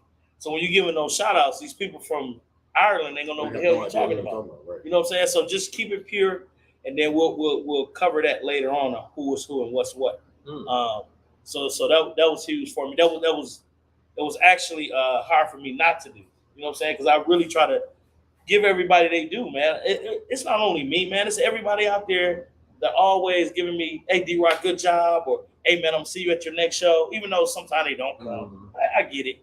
But that push make you keep going. You know what I'm saying? At home sometimes, man, sometimes you don't feel like doing this shit. When you do a comedy show, man, you spend, you know already, man, you spend all this money for your show, and you think people going to come and everybody looking for a damn hookup. You know what I'm saying? How much tickets? $20. I got 10. Nigga, you ain't gonna be able to come. You know what I'm saying? What you gonna do? See half the show, motherfucker? You know what I'm saying? But it only happens to the person. It's only but I'm gonna say this. $10-minute mark of the show. But can I say this? Mark of the show. Can I say this? It only happens to you because you're accessible. Facts. They didn't ask Lil Wayne, hey Lil Wayne, why did they not? Because is he not accessible? They asked you, can they get in for a discount? They gonna ask Lil Wayne that shit. They paid that $150 and was sitting way in the fucking back. And Lil Wayne didn't even know who the fuck they were. You know what I'm saying? So on that note, people ask me, D-Rock, how much your tickets? You gotta go to my website and check it out. Patrice got it all hooked up. Can I open up? You gotta call Patrice. You know what I'm saying? Can I do this? You gotta call Patrice. Can I do that? Call Patrice. You know what I'm saying? Why I gotta call Patrice, niggas? I'm thinking about these jokes. I ain't thinking about the bullshit you trying to tell me. And it might not be bullshit, but right now I'm too accessible, so call Patrice. You know what I'm saying? So that's where I'm gonna try handling the thing. It's hard for me though. You know that's hard. Yeah. You know, we got our homeboys, we got our people we want to look out for. I want to walk through the door. I want to make sure all my 15 guys get in free. I want to make sure they there to see. Yeah, but you know shit. But sometimes it's like, nigga, you didn't. Yeah, but they did. It is crazy, dude. Doc B, my Sagittarius brother. D-Rock, make sure I got a ticket at the Father's Day show. Dude, Patrice went off on me. Like, did he pay? I'm like, no, he ain't got to pay. That's Doc B. Nigga didn't even show up. And the excuse was lame as hell. So I was like, dog, from now on, you can't get on the list, nigga. You got to earn to be on the list. You know what I'm saying? And that's fucked up, too. Yeah, I ain't going to tell you what the excuse was. But it was a lame excuse. It was a lame excuse. For Doc, it was lame. You know what I'm saying? Because it's a Father's Day show, nigga. Like, you supposed to be there. You got kids, right? And you wasn't doing shit else. And you told me you was going to be there. I put your name on the list. Got in trouble about you being your name on the list. You get in free. He watches the show, too. That's my dude. That's my dude. That's my dude, too. Doc, my nigga, man. That's my Sagittarius brother. He be on bull sometimes. He be on bull sometimes. Doc gonna hold you accountable just the way you hold him accountable. Exactly. So it's cool. Exactly. And we getting ready to do something together, too. Gonna get ready to do something with one of his clubs, too. So you got. Wait, so you a Sagittarius, so you miserable this month, right? Going into Leo season. Not now. I love the fact that Leos get to get out here and show they pride. You know what I'm saying? Because they lions. You know what I'm saying? They got L gang. But after the shit is over, go lay down. Yeah. Please. Please go lay down. They already arrogant, man. They so cocky. We come alive in the summertime. You feel me? Them lions get out there, man. They so we couldn't do it without the lions. Them damn cancers don't get no skin. Oh yeah. Yeah. Okay. But yeah, Sagittarius, we doing our thing. Yeah. So you got any movies on the way? Yes, and I can't talk about it. Can't talk about it. Yep. Got a movie coming out, man. It should be out. It was set on the shelf because of COVID. Okay. But it will be coming out. Hopefully, you won't hear about it like you heard about Tubi. Sorry about that. But it is coming out. It's gonna be wild. It's gonna be nice. It's about me getting out of jail. The main character getting out of prison. It's called Just Got Out. So that's all I can say right now. So say less. Lot more people in it. For sure. What's an item that you think will be obsolete in 20 years?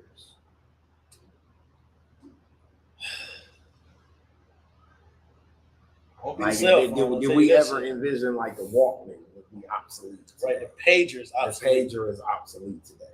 The Nextel, SkyTel pager is obsolete today. The laptop. I think we're always gonna have a laptop, man. Just like I still got a desktop computer. But shit's coming back now. You know what I'm saying? CDs coming back. The wax is coming back. Vinyl is back. Vinyl's back. I don't know about CDs. That's just vinyl sounds so good. It's got a different feel when you DJ into it, fam. It's just would it be obsolete? I don't know. I think weed would be obsolete, man. What? We're gonna be eating. We're gonna be eating the weed. They making so many edibles and shit and all this type of shit. Everything we eat. When you go on the steak, you're like, yo, this 8% of this motherfucker. You know what I'm saying? I think that. I think. What's the other thing? The vape pen, all that shit gonna be gone. You know what I'm saying? The hookah, all that shit gonna be gone. We're gonna be eating it. We're gonna be eating it. That's what I think. Because ain't no right or wrong answer to this. It's just a question that I've seen online. Just think about it on the flight. You can't smoke on the flight. Right. It's irritating to the person in the back of you, but I can go ahead and pop this. I go ahead and eat these chips and be just as high. You know what I'm saying? So that's what I think. I think It make a lot of not just weed, smoke. Yeah. Cigarette smoke. All that shit is gonna be. I think it's gonna be obsolete. We sit here and get high. I pop my edible. I'm like, oh shit, damn. That smoke that irritated the whole fucking plane. Or somebody think the plane smoke or some shit. That's actually like a great idea because you can be in a bar. You can be in a bar. You get a drink. They give you the bowl of peanuts and it's weed peanuts. Like you smooth them up. You never knew. Never fucking knew. Fucked up. You know what I'm saying? Another thing, what I think, and this is crazy, I think they need to start putting the cure to all STDs and condoms. Okay. That's what I do when I get high. I think about like, oh, what if nigga, like she got a VD, right? And I know she got a VD, but she don't tell me she got a VD. So I put the condom on, fuck her, now she's cured, nigga. She ain't got the VD no more. Crazy. That's crazy. But you know why they won't do shit like that? Because they don't want everybody well. No, hell no. Nigga, the re-up is the medication, nigga. Yeah, the re-up is the medication. To sell you, I get you But sick. nigga, if I get you a to sell you the dope. but if I give you a condom, nigga, that's gonna cure whatever the fuck she got, people ain't talking about AIDS no more, man. People ain't talking about VDs and no more. But put that, hey man, let me get a couple of them gonorrheas. I need 3 gonorrheas, nigga. We go cure this bitch got gonorrhea. You know what I'm saying? Get a 3-pack of them gonorrhea. We get 3 gonorrheas, man. I know this bitch got gonorrhea. Bitch ain't gonna tell me. That's funny. Yeah, I ain't gonna do that because they don't, be niggas buying cars. Yeah, they buying motherfuckers. Right. Females be buying. Right. And then when you hit her, you know what I'm saying? If she got it, then she got to make a sound like, burr, burr, burr, burr. Like if you she's like, oh bitch, you got gonorrhea. How you know? Because you said, burr, burr, burr, burr, bitch. That's why. You think condoms still gonna be around 20 years ago? Shit, I think they need to be. Niggas that wore a mask and took the condoms off. That little bitch. That's fucked up too, man. Niggas more scared of the Ronas than the VD. Ain't that a bitch? Dude, that's one of my jokes, but everybody think it's a joke and it's not. I swear, a dude had a mask on, but he had a hole in it for a cigarette. I stopped and went back around the corner. I was on fire, no bush. I said, hey man, I said, you know you're gonna catch cancer. He said, man, mind your goddamn business. Put that cigarette right back in that hole. He want to catch corona. Motherfucker gonna catch cancer. He cool with catching cancer. Fuck corona though. I want to take a picture with him, but he ain't letting me. No Rona. That motherfucker gonna catch cancer. No, that's funny as a bitch. That's crazy, dog. You think about that shit? What's he do with shit? No, said, niggas damn, didn't care. Niggas was like, fuck it. That shit crazy. Yeah, man. Niggas like, I'm out here bareback in the Rona with no mask on, huh? Niggas like, fuck that. I'm strapping up. Do you put a mask on when you fucking? No, niggas won't wear no mask. Only if you are telling. Which I think some bullshit. Let that man out. Do you? Do you? Yeah, let him out, man. Let me hear your opinion on this. Let him out, man. They ain't nobody went to that hotel room, got raped. He didn't hold nobody down. Yeah, but they was underage. He didn't hold them down. What they doing in there? They said he was hog tying people. They wanted to be hard time. He said he don't know how though. Remember the interview? He's like, I don't know how to hog tie people. Remember he's spitting on that lady? I don't know how they said Y'all fucking with my life, man. Let that man go. Man. Behind the scenes, R. Kelly continues his tirade. Man, y'all ruining my life. Let that man go. That shit was so funny when they cut behind the scenes. That shit hilarious. It was still snapping. The lady trying to put the makeup on in the video. Had no bib in his shirt, so the makeup was. She's sitting there laughing. The interview lady laughing. Don't snapping like they trying to ruin my life. Gail, whatever. Yeah. She's sitting there laughing like a motherfucker. Yeah. She's like, this motherfucker's crazy. But you got a daughter, right? Yeah. Your daughter just gonna go to somebody else? No, my daughter not going to the R. Kelly concert. No. She ain't got no business there, right? I'm not letting the parents. She ain't got no business there, I'm right? not letting the parents off the hook, right? There you go. I'm not letting the parents off the hook. There you go. But we can't let him off the hook yet. Listen, man. Yeah, let's go back. Let's go back. And the man. Let's go back. Aaliyah and she wasn't even grown. Who the Elvis married? He didn't. Elvis bogus is a motherfucker too. He didn't go to prison, did he? Hey, this is my theory. I said R. Kelly got 30 years. I don't think he served off 30. Look, R. Kelly got 30 years. Jeffrey Epstein's cohort, that lady, she got 20 years. Elvis got a biopic coming out in theaters in a few weeks. What's this bullshit? So that's how the shit go. That just shows you how America operates. All Kelly, three of them are guilty of the same crime. There you go. R. Kelly gonna get a biopic? Yeah, He already got one, Surviving R. Kelly. It's in the horror section on Netflix. Right, Remember? right. They put dog shit in the horror section on Netflix. And Trapped in the Closet is the best shit So I've all seen I could, in my life. bro, so all I could picture was like the Candyman coat, right? Because remember, Candyman took place in Pretty Green. So when I see it in the horror section, you know, my comedic mind goes. This comedic brain I listen, got, man. Doing so fast. That's funny as hell. So all I think is him with the Candyman coat with that mask. Remember that mask he used to wear? That Pied Piper mask, though? Walking around throwing pee on people. Dude, you hilarious. That's funny. Opening his coat, taking little kids in and shit. You know what I'm saying? Got them city in the ghetto like a motherfucker. That's funny. I believe I can fly, bitch. He should go to jail. He should go to jail. He definitely should go to jail for being stupid. Thank you, D-Rock. We ain't got to debate it no more. That's all I wanted to hear you say. What's the other people though? Dude that's bringing the girls to the hotel. He don't get no He fights. get in trouble too. But say they all turned on him. They all cop pleas. They all cop pleas. So that's how R. Kelly got. So that's why they came with the RICO case. Listen, this is the only way they could convict R. Kelly, because what you're talking about is what happens in gang or drug cases. Oh, of course. So then they got to take down my enterprise from the outside. So all they got to do is get a rat in here. Then the rat can spread through my enterprise, so we can whisper to, hey, Don, man, fuck that nigga Scales. He's a bitch ass nigga. Yes, and then it goes, and they record it right, and it spread. You see what I'm saying? Now, when we come to court, because you already got some disdain to me when the trial against me when the trial started, you don't really like me for real. So now you kingpin me. Yep. Bam. So now they like, okay, Scales, you get the 60. Bro gonna do 8. He gonna do 4. He gonna do this. You're getting the 60 though. What everybody was facing, that maximum, you're taking that.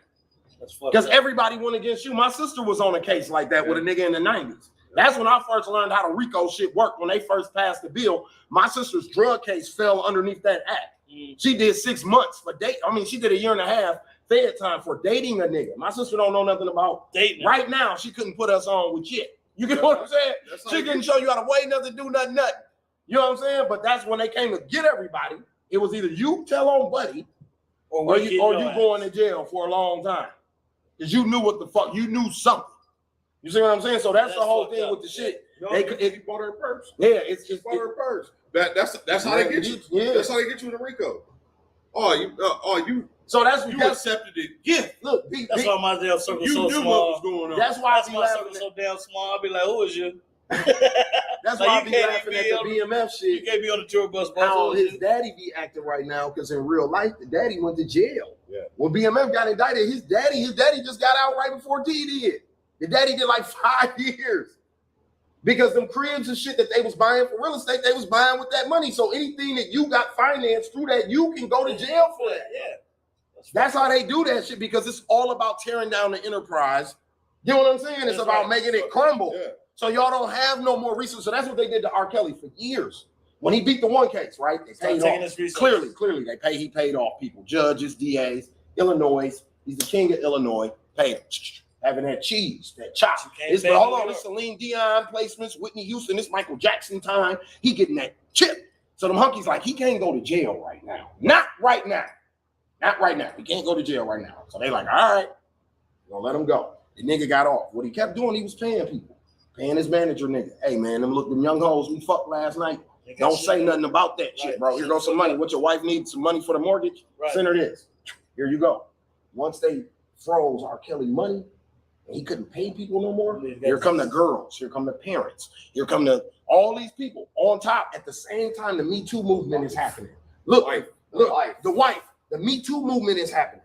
Yes. The wife goes on reality TV, cries, crocodile tears on reality TV, all while this is going on. So he's being trialed in the court of public opinion at this time with no money to switch the opinions. Because when you got money, I can sway the opinions. Because I got money. That's right. You ain't see what I just did, fam. Here, you did not see what I just did. And you can buy loyalty. And people blindly be like, all right, well, shit, I didn't see what you just did. Even though you just did the most horriblest shit ever, I didn't see it. Because you gave me some. But once you stop giving it to me, and then they come to me and say, hey, if you don't help us get R. Kelly, you going to jail.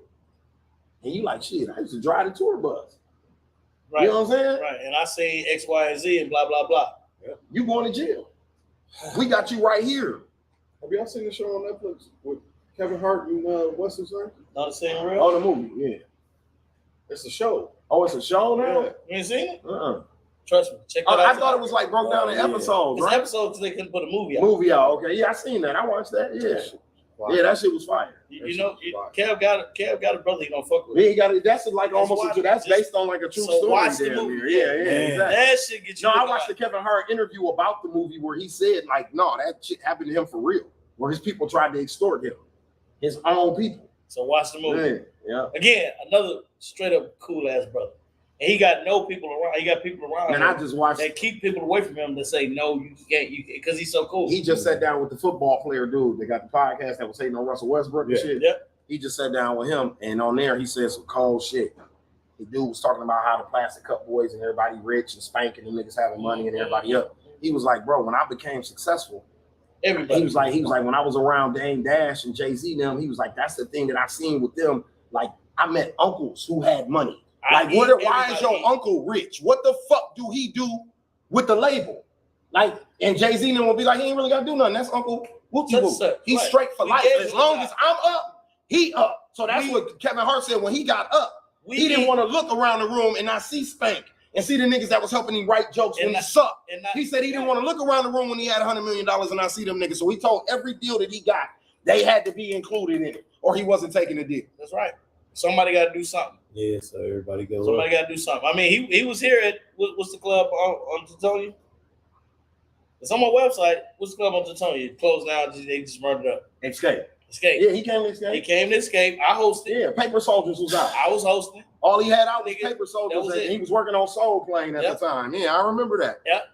When I hosted it, afterwards, at the time, my cousin, my manager was like, "Hey man, we got to get him to say."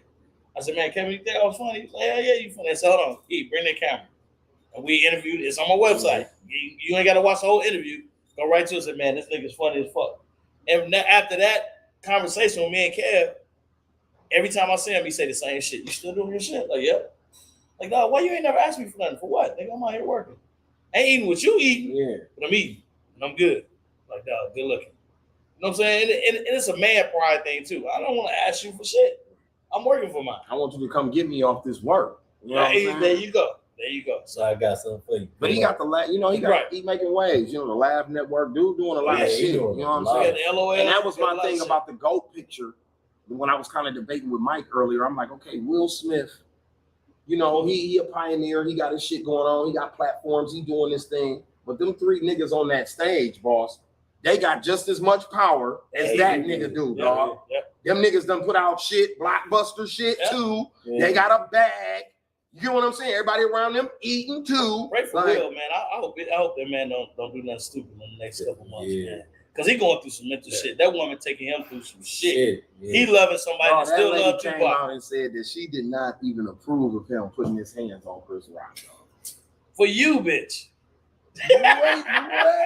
You still in love with Tupac. How does this work? That's fucked up. When you are Yvette from Baby Boy. That's who the fuck you are. You are a toxic, sick lady. Hey man, you're sick. He don't want to divorce her because of what, nigga? You the chick from Thin Line with Martin Lawrence. That's you, Jada. Something wrong with you. Out that bitch, man. Dog is she tripping. She said she did not approve of that shit. How the fuck does that even work? You ever wonder what a narcissist looks like? It's Jada Pinkett. Speaking of relationships, do you think people have bald-headed ass unreal expectations for potential mates? Man, like for instance, when you ask a woman who they dream man is, he got to be 6'7" with muscles and no kids and make $100,000 a year. She's short and ugly. Yeah, that don't match. Yeah, and then dudes, you ask a dude, yeah, man, she got to be Puerto Rican with her own hair, her own bag, her own this. Like, come on, fam. So I think because our expectations are like that is why the dating scene in our time period is the way it is. It's so fucked up. Because we don't have realistic expectations for our partners and shit. I was married. I did my 10 years and got out. Like a prison sentence. I did my ball and chain like my granddaddy used to say for real. Some people got life. Congratulations. You know what I'm saying? Did my 10 and got out. Did my 5 toes down. Congratulations. So, to me, a relationship is happiness, man. Facts. If you happy with you, any relationship will work. You know what I'm saying? She could be ugly. You know what I'm saying? She could be ugly to me. But to my guy, she fine as hell. Because once you hit her, I mean, come on, fellas, let's keep it 100. Once you hit her, she ain't as fine as we thought, right? To me, my dream woman is Janet Jackson, right? Is it like a porno? But once I hit Janet, I'm looking at Sanaya like, you know what I'm saying? Yeah.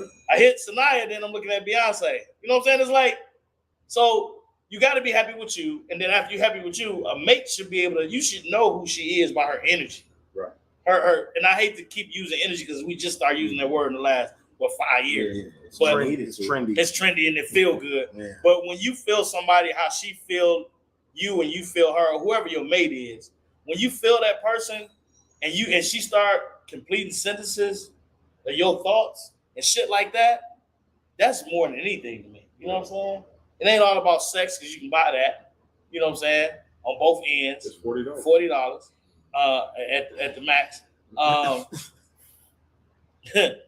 Like Corey said, the book value of hoes going down. Yeah. You know what I'm saying? You got a scratch mark and 2 baby daddies. Bitch, you worth $38.50. That whole facts ain't looking too good right now. Right. That's Corey. When I started listening to people say shit like that, when I started people listening to shit like that, I'm like, dude, this is a bunch of fairy tale bullshit. You know what I'm saying? But see, that's because a girl want a marriage, but she don't want to be married. She want to have a wedding, but she want to be married. She don't want to be a wife either. Yeah, you want to be a wife. You don't want to shut up when it's time for you to shut up. Right. You know, shut the fuck up. I'm over here talking and you want to dip in. Bitch, I might be lying to this nigga, but here you is want to dip. Shut the fuck up. Go cook. Oh, I don't know who this nigga think I am. I ain't that type of bitch. I thought you was a woman. I'm not saying women should shut up and be quiet, but there is a place. Yeah. You know what I'm saying? Men gotta shut up and be quiet sometimes. And I'll be looked at. Oh, D-Rock womanizer? No, I just remember my dad looking at my mama. Hater. That's what they got. I remember my dad looking at my mama a certain way. My mama is the toughest motherfucker I ever met in my life. He looked at my mama a certain way and she'll back down. I'm like, damn, God, he got some power. And didn't say shit. Yeah. There wasn't no pimp and shit or nothing like that. But nowadays, women, I think I should get paid as much as you. I think bitch, no. Why do you think that? I can't have no baby. But you can't have no baby without me. So when it comes to relationships, man, you gotta have a great relationship with yourself. You gotta love you. I can go anywhere by myself and have an excellent time. When I'm ready to go, guess what? I ain't got. Hey man, you ready to go? I ain't gotta say that shit because I'm finna go. I'm riding, but I'm leaving. You know what I'm saying? If I want to stay, I can stay. If I want to close this motherfucker down, I'm gonna close it down. But when you with somebody and they feel the same way you feel, baby, you ready to go? No, I ain't ready to go. You know what I'm saying? That feel good that you got somebody on your team like that. For sure. But then you get tarnished, and then she sees somebody else flyer than you, and she go there, you get mad at him. No, nigga, be happy with you. Yeah. That's what I found out relationship. So you a jewel dropper. I asked this question on here a few times. I want to ask you: 800 credit score, $5 million, or 200 acres of land. I repeat: 800 credit score, $5 million, or 200 acres of land. Give me the acres. You can only pick one. Give me the acres. Give me the acres. Smart man. Give me the acres.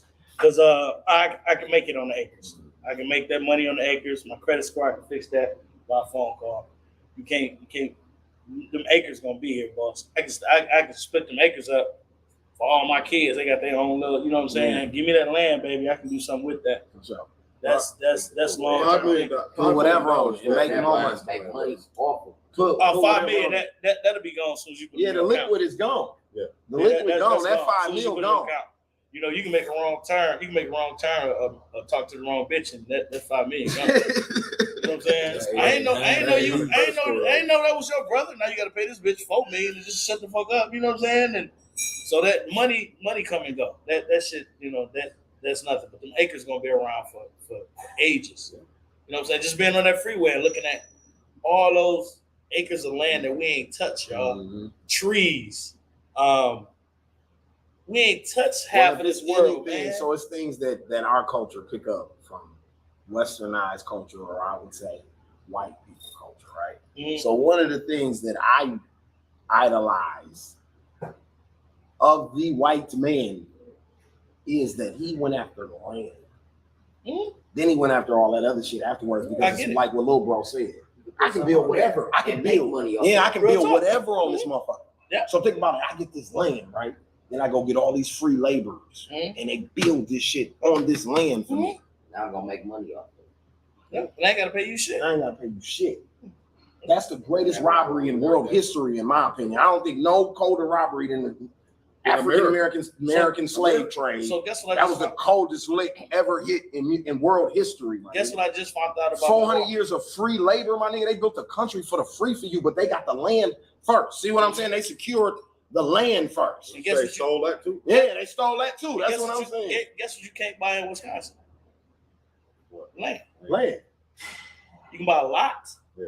You can buy property. You can't buy land in Wisconsin. I just found out in the last 5 years. You can't up north.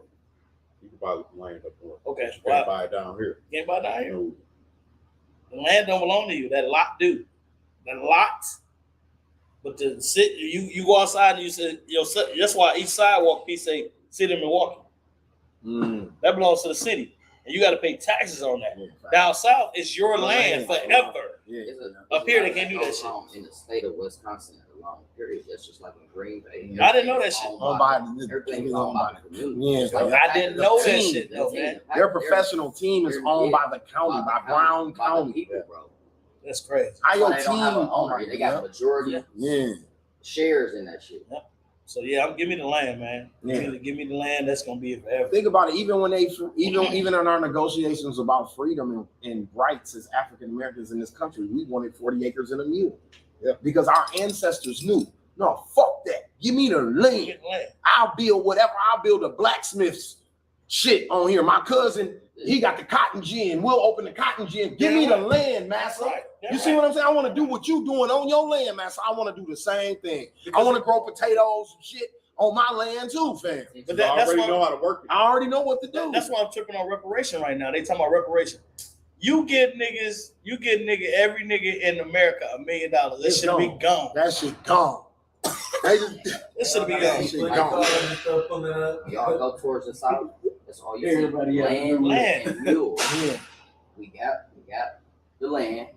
We gonna put the stock on here, and we gonna sell it to y'all. We gonna make money. Everybody own cows, goats, all type of weird ass shit. When you going to be there forever, man. And even when the country was separating, like industrialism, factories and shit, what the North was on, the South wasn't really on that, because they wanted to stay, even in their independency of separating from the country, they were creating independent owners. You get what I'm saying? They weren't creating like unions and shit. It was like, no, I got my farm, nigga. You better get your farm. You better get your shit.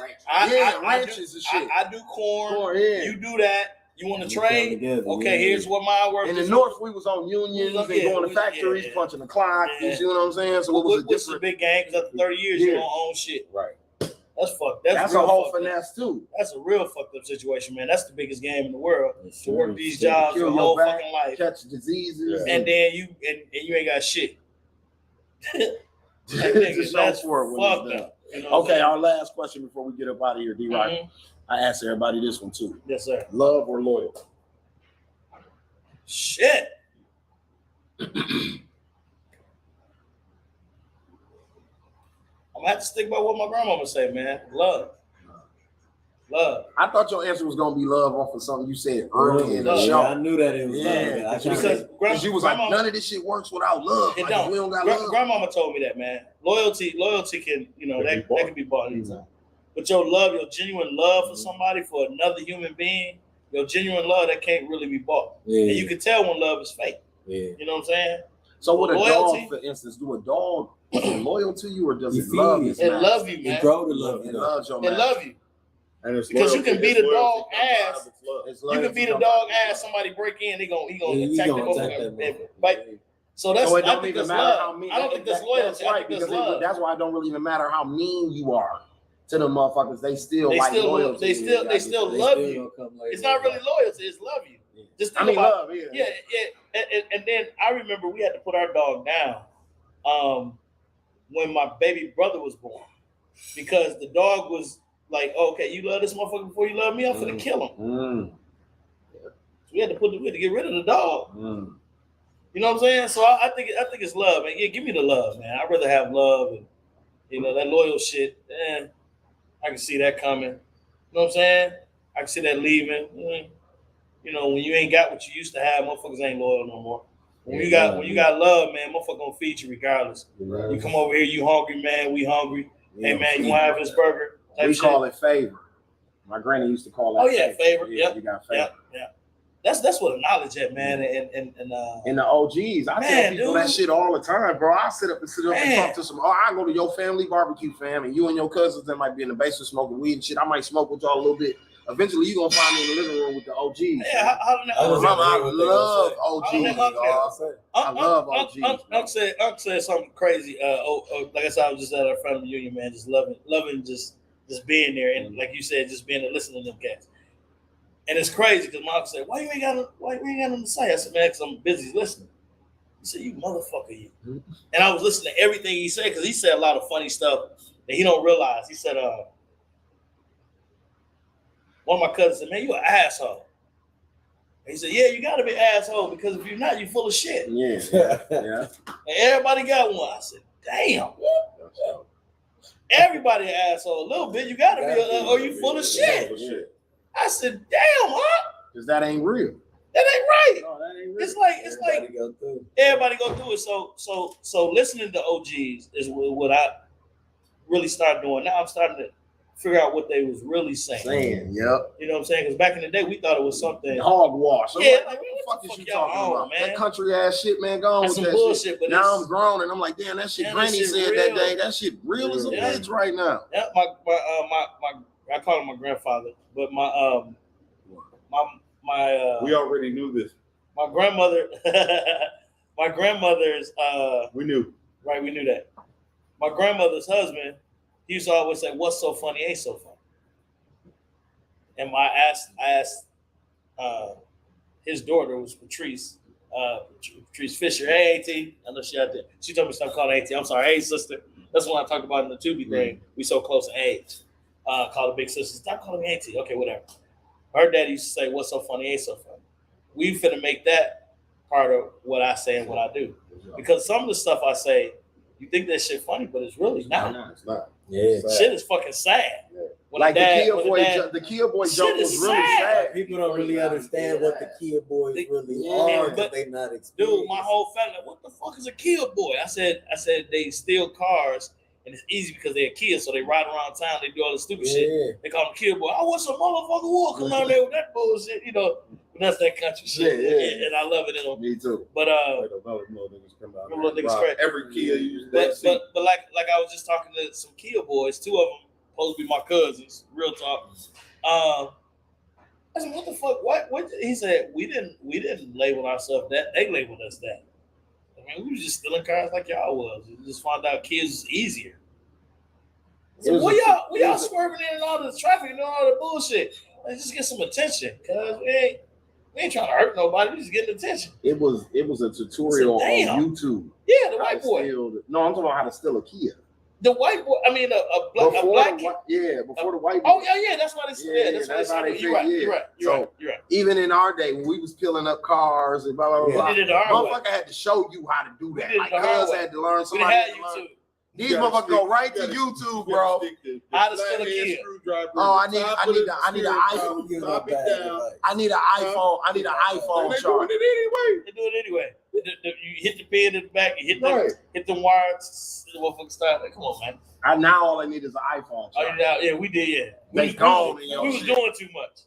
Back in the day, we was doing too much. Now they gone. iPhone charger. They gone. Crazy as hell, man. But I don't want none of them. Riding around listening to Chosen Kids. Look, At the end of the day, I don't want none of them killed. I don't want none of them dead, man. But they need to stop this shit. We gotta stop this shit. Man, that's wild. We gotta start slow following these cats, talking to them and getting them like man, find them something to do, man. That's all they want is a little attention. That's wild. That's all. Little real love, real talk. So where are you working at with the? So you just at the school? You're not working at no programs or nothing right now? Any program they call me. So we did just do a comedy camp with some people. But yeah, that's all I do really. MPS, working in schools, and it's called CPI, Crisis Prevention Intervention. Okay.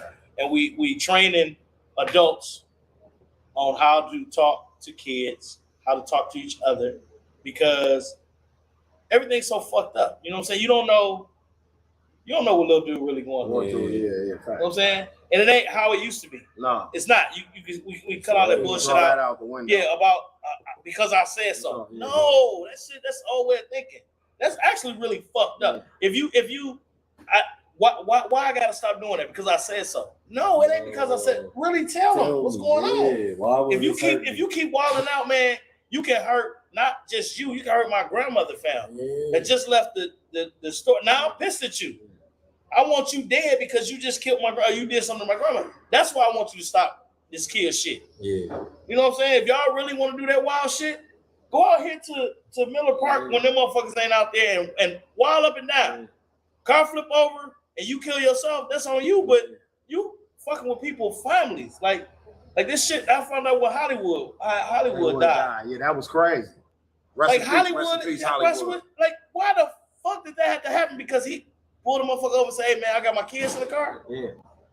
Nigga, what? Any of that shit can happen to any one of us right now. Yeah. And that's fucked up. Why? Because we're not talking to these kids. We're not listening to them. We're not talking to them. But in that case, Hollywood, from what I was saying, from what I heard, he was actually trying to, hey man, y'all calm that shit down. And the motherfucker just started shooting. So somebody failed that kid before. Facts. Somebody failed that kid. Somebody want to listen to that kid. Somebody want to. So that's what I do in the schools. I go and I talk to these scared teachers that really want to teach, and they don't know how to teach little John. They don't know. Little John coming there smelling like weed. He didn't smoke it. His mama dropped him off because she smoked it. You know what I'm saying? So you misunderstanding a lot of the stuff that's going on. Stop taking that shit too personal. Yeah, facts. When he call you an asshole, a bitch ass nigga, he ain't really talking to you. He talking about his situation. And here you is hollering at him 9 in the morning. This motherfucker ain't been asleep. You know what I'm saying? Get your book out and read. Man, fuck you. Who the fuck is you? You know I can't read, hoe ass nigga. He ain't calling you a hoe ass nigga. He's saying, nigga, I can't read, and you can't listen to me right now. Get to the message. So go get D-Rock, dog. I talk to dude, but I ain't gonna talk to your bitch ass. Go talk to dude. You man, come here. Hey man, why you cuss dude? Like, cause he don't know me. Bitch ass nigga, like, dog, but is he gonna listen to you keep calling him the bitch? Okay, dude, calm that shit down. You know I love you, bro. Let's go get some water or something. Calm that bullshit down. You have flame house this morning yet? Motherfucker, that's the reason why you feel like you feel, nigga. You had flame house this morning, nigga. Nigga, that need. So, I'm just doing my little part. You know what I'm saying? I tell people all the time, you need me, call me. Let's get this, figure this shit out together. We can't do it by ourselves. I know that. Goddamn. So one more time before we get out of here, let them know where they can find that stand-up special at, man. Listen, man, go to Tubi. I'm getting t-shirts put. I'm on Tubi. Shit. Y'all see me out here, man. Hey, ain't you that dude from Tubi? Hell yeah. Hell yeah. Let's blow Tubi the fuck up. It's called Don't Ban Me. Y'all watch it. Let me know what you think. Leave me an inbox or whatever. Tubi is a free app. Like you said, it's on your smartphone, your dumb TV, all that shit. Watch it, man. Watch it. Tell me what y'all think. I'm trying to go there. I'm not trying to put Milwaukee on the map because it was on the map before I got to this motherfucker. I'm really just trying to get out here and show that I'm funny too. I got a point of view, and everything I say ain't all that funny. Sometimes what's so funny ain't so funny. And keep a smile on y'all face. Don't ban me, man. Don't ban me, though. That's funny. And that actually came from Bobby Deuce. Man. He labeled it, but don't ban me. Man, don't ban me, man. So let them know where they can find you at on social media. Social media is KASOYF. Keep a smile on your face. No, it's not an Arab on 38th and Burla. No, his name is not Kasef. It's keep a smile on your face. All right, go there, man. The motherfucker like, is that Kasef?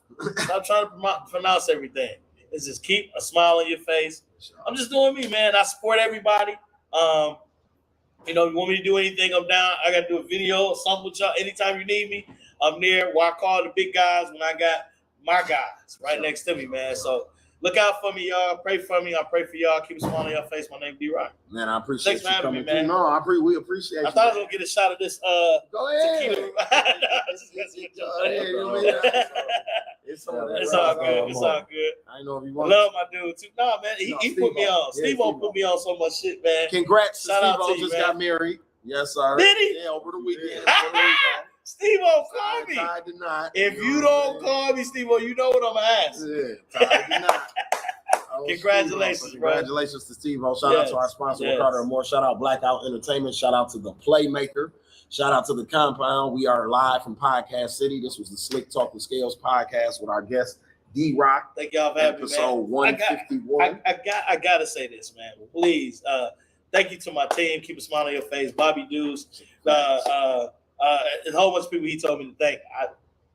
Thank you. If you saw this special before it hit Tubi and you did something, if you tweaked it, if you did some colorization, if you did anything, thank you for all what you did. I can't wait to meet you. I can't wait to have this party. Remember, we're going to have a party and we're going to celebrate this.